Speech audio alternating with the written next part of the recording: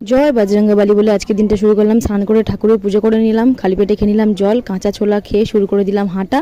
তারপরে খানিকক্ষণ এইভাবে দৌড়ে নিলাম, করে নিলাম জাম্পিং জ্যাক্স, স্কোয়াট, নি টাচ, স্ট্যান্ডিং বাইসাইকেল ক্রাঞ্চেস, এই আরও একটা এক্সারসাইজ করলাম। দেখো আজকে এত ঠান্ডা পড়েছে, সারা মাঠটা কুয়াশায় পুরো অন্ধকার হয়ে আছে, পুরো সাদা সাদা যেন ধোঁয়া। ব্রেকফাস্টে খেলাম 1 গ্লাস দুধ, আর 1 ঘন্টা পরে খেয়ে নিলাম 2টো কলা। অফিস চলে গেলাম, গিয়ে খেলাম জল, দুপুরে লাঞ্চ করে নিলাম, তারপরে 1-1.5 ঘন্টা পরে খেয়ে নিলাম আরও 1 গ্লাস জল। বাড়ি ফিরে শুরু করে দিলাম সন্ধ্যের এক্সারসাইজ, করে নিলাম leg raise, abdominal crunches, heel touch, bicycle crunches, kapalbhati করে সন্ধ্যের ওয়ার্কআউট শেষ করলাম।